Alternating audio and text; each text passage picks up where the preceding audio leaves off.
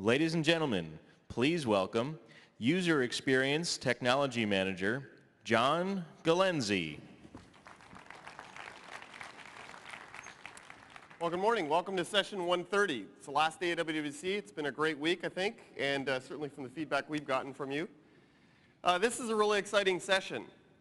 This is a session about Aqua usage of Aqua icons and the design philosophy behind them. And icons, document icons and application icons that communicate purpose and function have always been really important on the Macintosh. And that's particularly true on Mac OS X, where the quality of icons is extremely high. And as you'll see in this session, the incredible attention to detail is unprecedented. And if you think about the good, better, best Aqua adoption scenarios that I outlined in session 111 on Wednesday, quality icons was not one of the things that you leave to the last minute. It wasn't one of the things that you sort of leave, if we're going to do a really fantastic product on Mac OS X.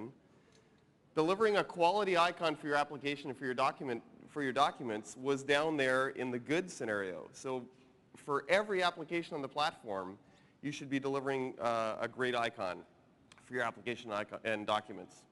So to give you the scoop on this, I'd like to introduce Imran Chaudhry, who's from the interface design team at Apple.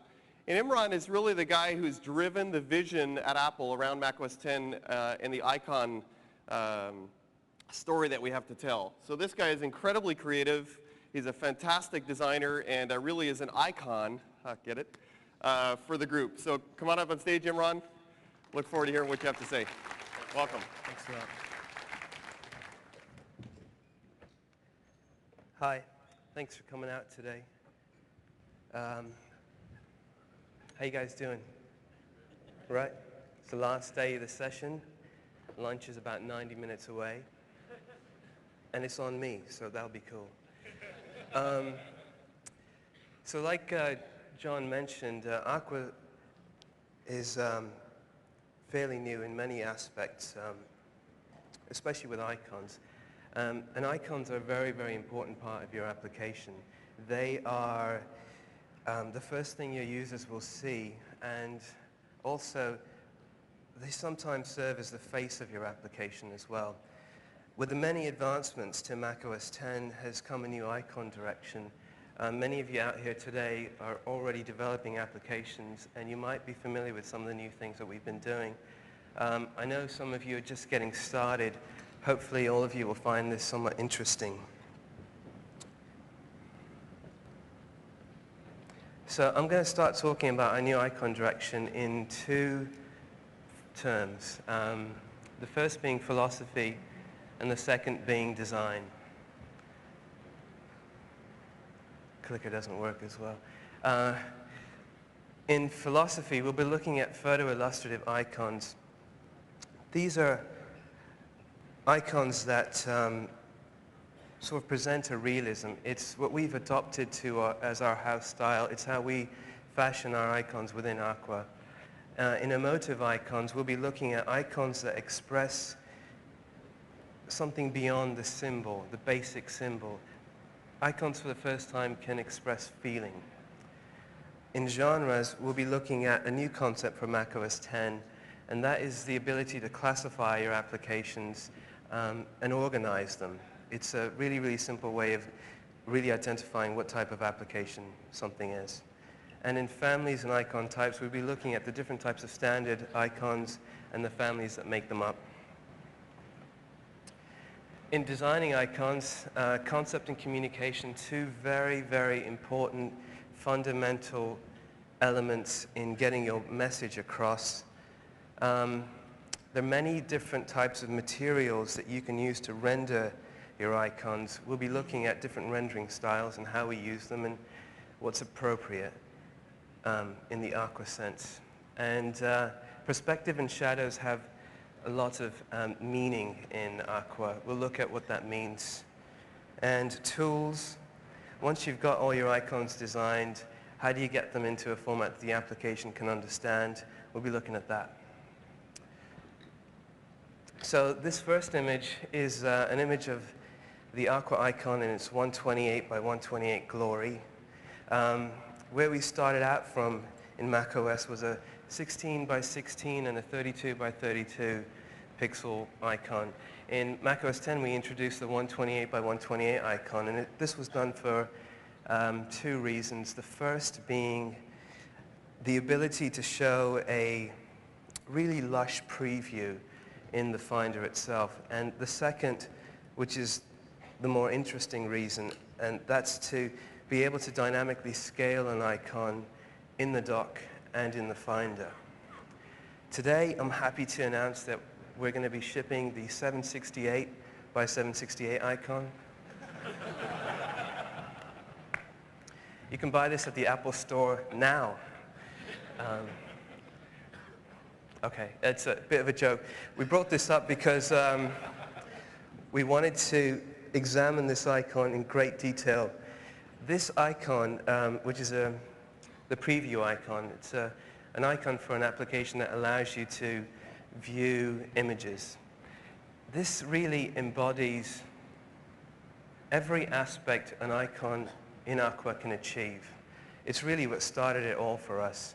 It's got 32-bit vivid color, lines and curves are realized through anti-aliasing. You can get brilliant curves this way. Shadows give a sense of depth, and translucency gives a sense of realism to objects like the glass in the loop in the corner there.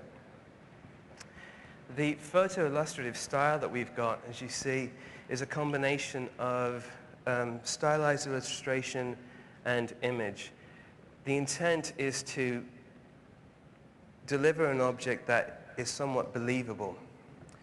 Unlike cartoon-type objects or icons of the past, photorealism, or photoillustrative as we tend to call it within the team, tends to communicate in a different way. It sort of lays down the foundation of something that we call emotive. The emotive nature of this icon can be described as, well, I guess if you were to just look at this thing, the pictures are arranged like they would be on a table. They are like they're being used, like the viewing. You've been using the loop to look at the images, and it really sets the scene of someone who's actually using this thing. It communicates the activity of looking at pictures. It's really, really effective. It's what makes this icon emotive. It's also what makes this icon not emotive. And this icon is a really, really universally understood symbol. I'm sure many of you have seen it. Well, the men of you have at least seen it on the bathrooms all across your travels. This icon is a really, really basic symbol. By no means is it emotive. What I mean by that is in the context of it being on the bathroom door, it communicates men's bathroom. You take it out of its context, it no longer communicates men's bathroom. Like being flashed here up on the screen right now, it's just saying man. That's all it's communicating. For it to be an Aqua icon, it would have to be emotive. It would have to communicate that it's a men's bathroom outside of its context, no matter where it would be. And so if you were to re-render this thing,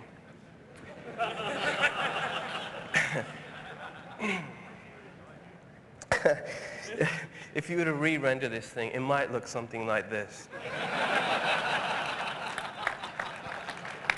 Which kind of looks like me a little bit. I think the trajectory's a little bit off, but yeah, but the head's close. The emotive nature of this icon is like so clear. You can totally tell it's a man and it's someone relieving himself. It's the emotive nature of the icon. So that's what emotive icons really are. They're icons that tell a story. They're an extension of the basic symbol, and they're generally universally understood. So what we've been talking about so far, the photo-illustrative quality of our icons, the emotive nature of the icons are all building blocks to something that we call genres.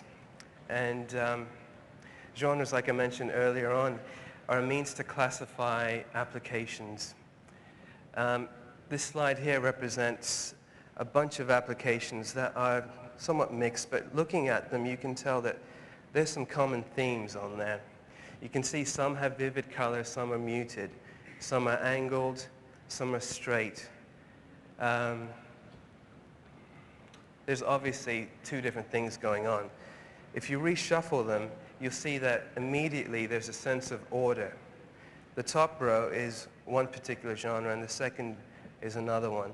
And you can tell this because the ones in the top are obviously full of color. They have a consistent angle to them, while the ones on the bottom are muted and they're generally straight on from a perspective. So this sort of thing really makes sense in the context of the dock, where you can find a whole bunch of applications, as many of you have been finding out. Here we've got a slide that has the icons shuffled. If we reorder them simply, you'll see that it's really, really clear to pick out two types of things going on, two genres, as we like to call them. That's kind of like the dynamics, or the mechanics, rather, of how these things work, how the genres work. How we employ them on 10 is through something that we call the user application and the utility application genres. These are the two genres that we have defined for Aqua.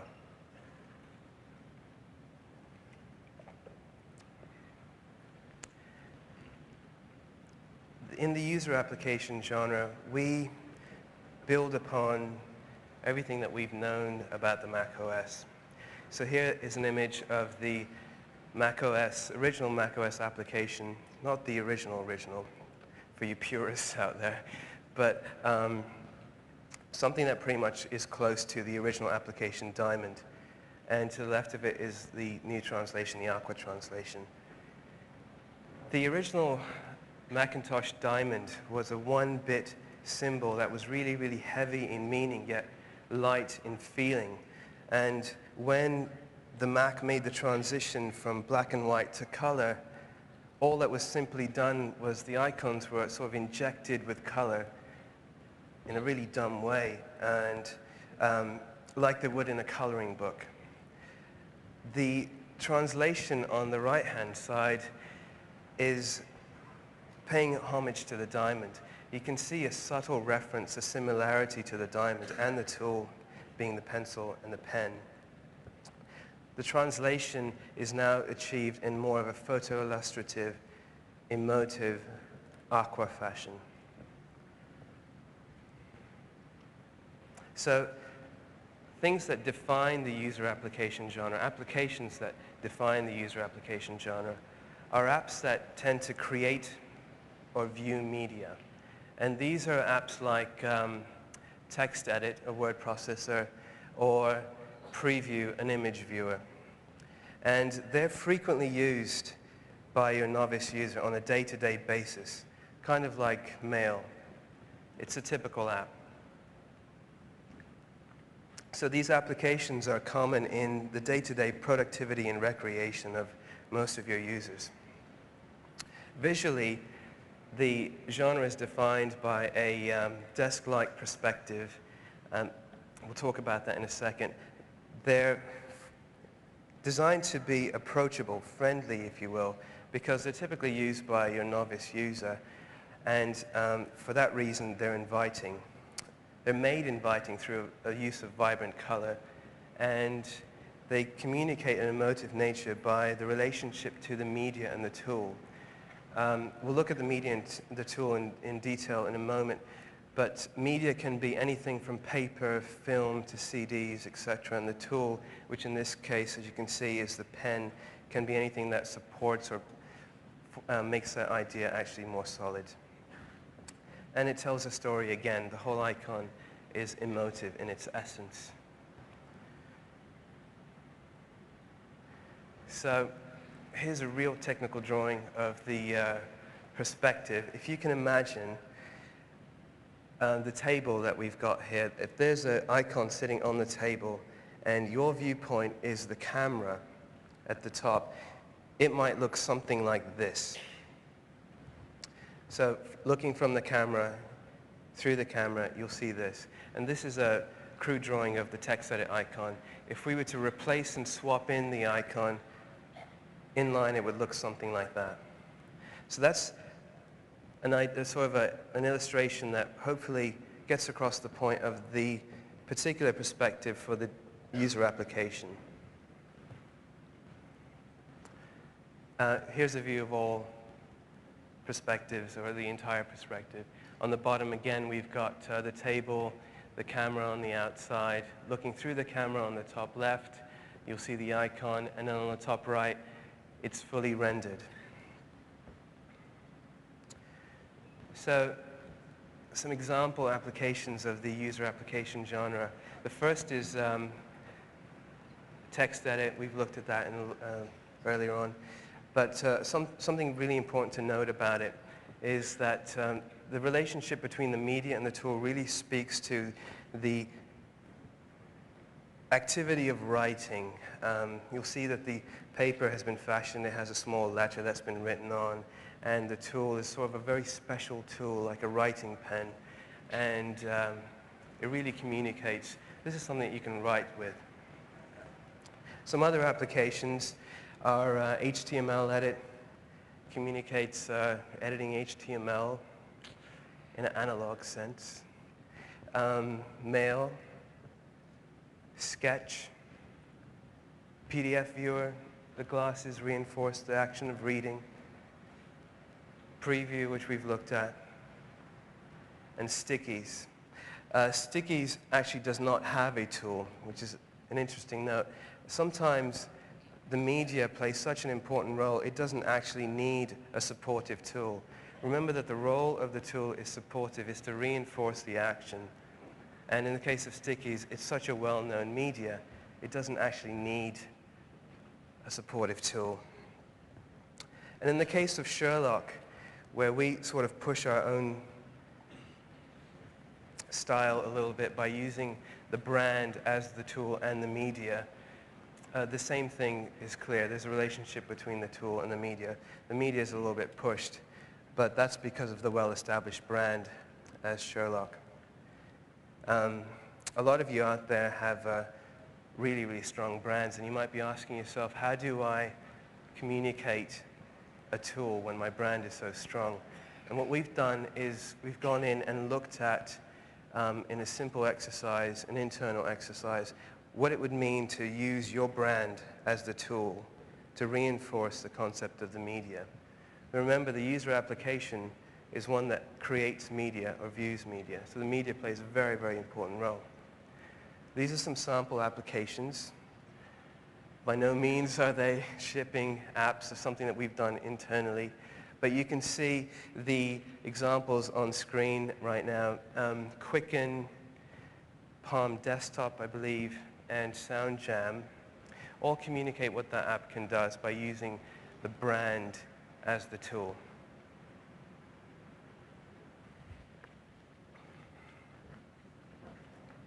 So the relationship of the media and the tool is so tight, we thought we'd try and play with it for a little bit. Two well-known icons that we've got are the preview and mail icon. What would happen if we were to mix up the media and the tool? So if we were to take the inked stamp, like on the mail icon, the Hello from Cupertino portion, and the loop from preview, you might have something that looks like this. And what does that communicate? It could be an application that lets you send postcards, right? But if we were to flip that around, you might have an app that is for stamp collectors or something.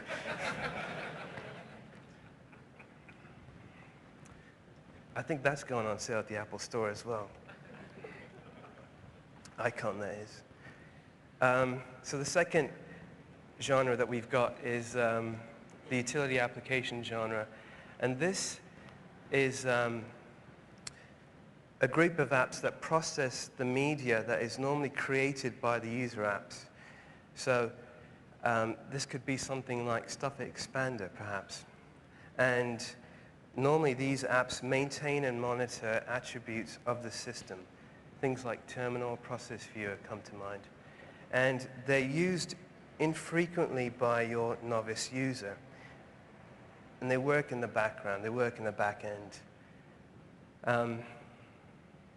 Because they're used infrequently by the novice user, they're probably technically complex. They normally are. The visual cues that define these apps are a shelf-level perspective, different from that of the user app, a limited use of color, very muted use of color to convey a serious tone. Let's take a look at some of those. Oops, we'll look at the perspective first. The perspective is straight, it's dead on, like we were looking at in the user apps where we've got a desk-level perspective. Here we just have a straight-on perspective. The image at the bottom is the camera straight on, one-to-one. At the top left, you'll see what it looks like if you were to look through the camera. And then at the top right, what it would look like if it was rendered in that perspective. So here's a group of applications that represent selections from the utility application genre. You can see that they're all straight for the most part. They have muted color. They're very serious. They communicate one simple idea. They're not layered objects like the the user applications where you've got a tool and a media. It's just one simple idea. So a note about the perspectives. For the most part, things are straight on, but as you'll see in the case of the printer, the print center icon in the top left for you and the bottom right, there's sort of a raised frontal perspective. So if I go back to this slide, if you can imagine the camera being not from here, if this was it, sort of up like that a little bit. And that's done so you have a little bit more of an interesting composition, so you can communicate that element in a much more successful way. So up until this point, we've been looking at applications and what it means to be emotive and photo illustrative. There are other aspects to icons on 10, and those can be illustrated when we start looking at the families. So families are, again, they're a way to relate objects to the application icon. It's actually an old concept, but we've just sort of carried it forward in macOS 10. So here in this illustration, you'll see that the document icons at the bottom relate to the preview icon. They're branded, if you will. They all communicate some relationship to the preview icon. The next image, the iTunes family, you'll see that the music note brand is carried off into every aspect. There's a preferences icon at the bottom, a playlist, and a sound document. But it all communicates iTunes. The relationship is clear. So with the document icon, like we did with the application icon, the application diamond, we built upon what was already there. But this time, gone are the black lines, gone are the restrictions of 45 and 90 degrees, and in comes the subtleties and the dimension of the dog ear created by shadow. Really, really sort of gentle curve that's described, a more believable sense of paper. So the relationship to the application and the document is made through using the media on the application, on the document itself. So you'll note the document icon has the media from the preview, but the tool has been removed. And that's to communicate a sense of media that's been created. The tool, again, reinforces the idea of the application, not the media. So therefore, it makes sense to just remove the tool there. Sometimes it's important to communicate supplemental information about a document. And in this case, we call that labeling. The image up here on screen communicates a preview icon that is of the kind of JPEG. So the difference that you'll find is this information, the supplemental information, is integrated within the document. It's not appended to the document as a placard. It's really just sort of integrated in a clean manner, and it doesn't clutter up the document at all. In the case of the preferences icon, we've got two elements that describe the preference. On the right-hand side, we've got the branded element of iTunes, and on the left-hand side, we have the element that describes it as a preference file. And this relationship is made clear by this next slide. You'll see that the music notes from the iTunes application icon are branded on the right-hand side, while the light switch draws a reference to the system preferences icon on the left-hand side. So branding is a very, very important function of a lot of the document icons. Looking at device icons in 10, you note that the items on the top row are of a pluggable nature. These are drives that are external but are sort of hot pluggable drives, things that can come and go, physical drives, if you will. They're branded in a way that they indicate the bus that they're mounted on. So we've got the FireWire drive, the USB drive, and the SCSI drive. And drives below that are drives that are internal in a sense that you can't really see them, or it's not that important to see them. We've got, with the blue globe, iDisk. Next to it is the internal hard disk. And next to that is the mounted server. A note about the internal hard disk. Because what we're trying to do is communicate a physicality to these objects, it really communicates the internal hard disk. It really gives you a sense of what it looks like from the inside. Although people may never see it, it's probably a good idea to let them know what it really looks like.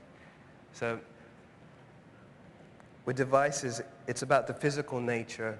It is what it is versus what it should be or how it feels with the application icons. Looking at removable media, the focus shifts from the device to the media itself. So you don't represent the zip drive or the CD-ROM drive. It's really more of an intimate relationship about the media itself.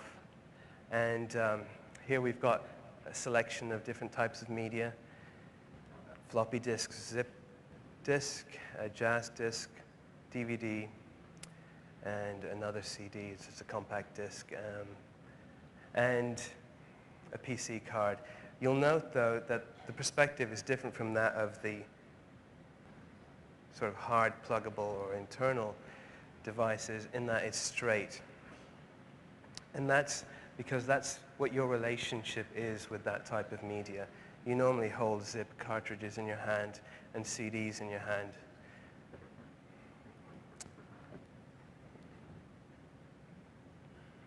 So, looking at toolbars, this is an illustration of the Finder toolbar. Something that's important to note is that unlike the other icons that we've been talking about thus far, especially the user applications, which are layered objects upon objects, items in the toolbar are designed to be singular objects, so they communicate the action with one icon, one object. I'll get to the contradiction in a minute. The computer communicates what it is. The home is a single object. The heart is a single object for favorites. And the three objects that represent applications are fashioned in a way to really communicate a single object. So they really form an A. So it's read first as a single object, then in closer detail, closer examination, you'll see that it's made up of 3. And also, there's a singular color usage for all these objects on the toolbar. The computer is predominantly dark blue. The computer is, the home is for the most part is brown. The heart, obviously, red.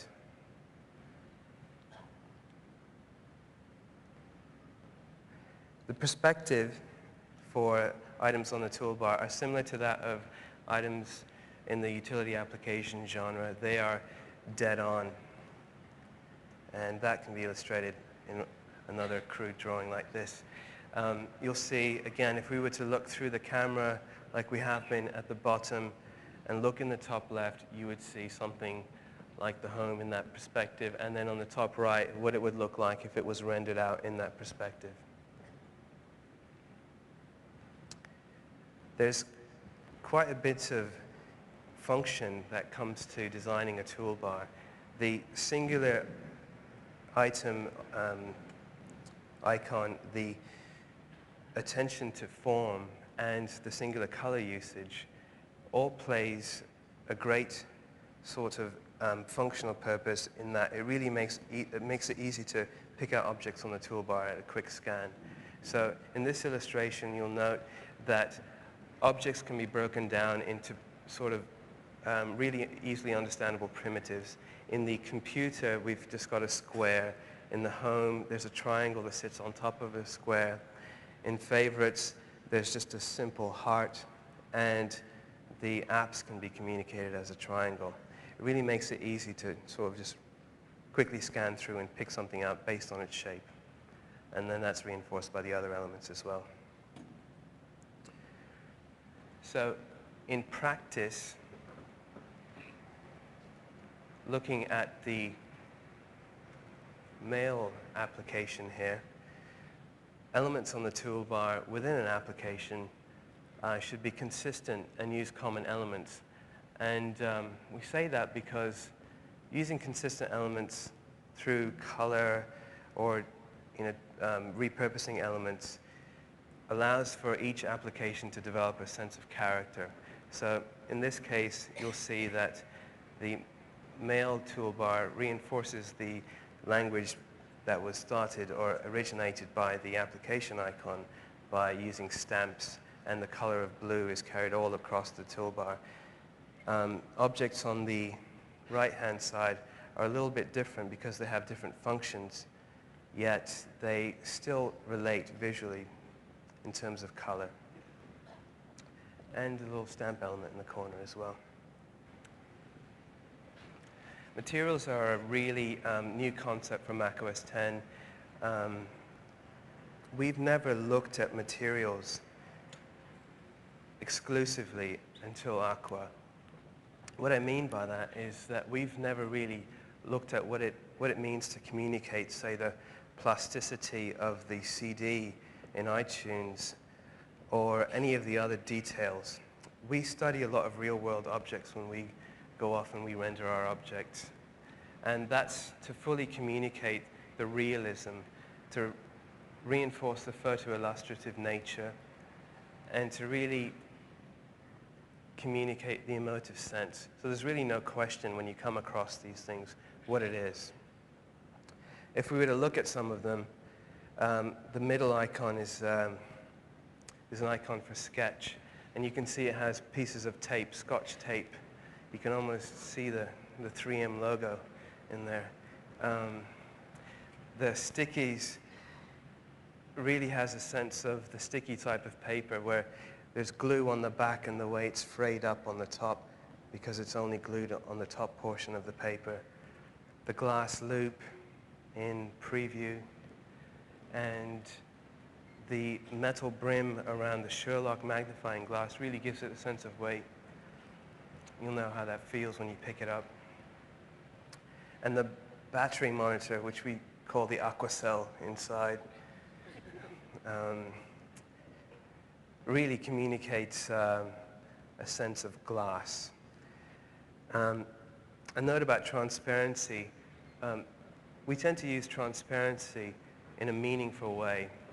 The only time we sort of break away from that is in the case of the battery monitor, and that's because it communicates a function. The transparent battery allows you to examine the level of your battery level anytime you want. So it's actually a functional usage of transparency there. I don't know if you can see, there's some bubbles that are inside the battery right now, and they sort of communicate that the battery's in charge mode, which is reinforced by that glyph on top. So we study a lot of real-world objects.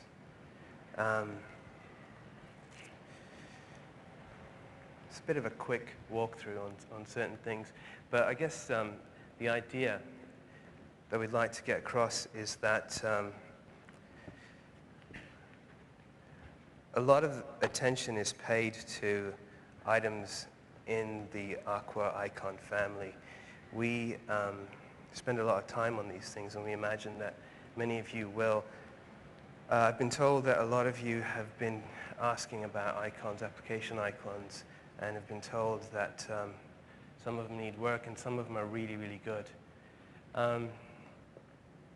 A lot of you out there are really amazing at doing this sort of thing, but some of you might need some help. We have on site here, I don't know if they're still here, but they have been all week, Icon Factory, which Apple has invited to come and consult with developers. They do some amazing work. You can always sort of enlist the services of people like Icon Factory if you don't have resources in-house. So just a few words about detail.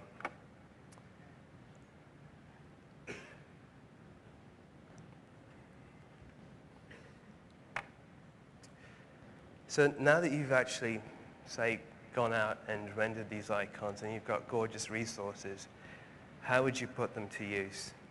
There's a number of ways that you can get your icons into a format that the application understands. They need to be in a format called ICNS. And there are a few tools that convert resources into an ICNS format.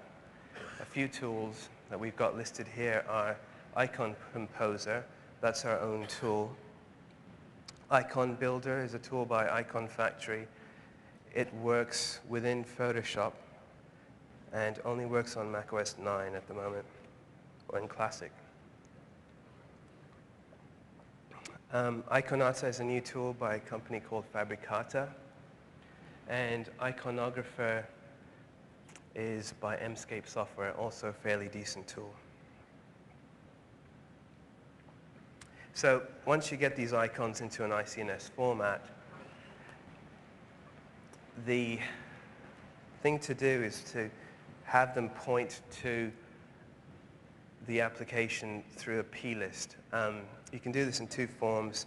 The first is an info plist, and that's for packaged apps through app packaging. And the second one is a plist resource, and that's for single file applications. You can get all the information that you want on this sort of thing through the developer website. I'm fairly certain there's quite a bit of detail that's gone into on any sort of documentation about that. So that's what we've got for you today. There's a few extra resources that you can use here. Thanks for listening. I think we're going to do a bit of Q&A, since the nature of this stuff is probably things that you've got questions with. Good job. Thanks. Okay. Thank you. Let's just whip through some more, a couple last slides about where to get some more information on this stuff. And while that's happening, if the members of the HI team who are going to be on stage for Q&A would come up. So you can get a lot more information about this material actually that was talked about in this session in the new version of the interface guidelines that are available for download today. Actually, they went up on Wednesday, I believe, and the URL for that is there.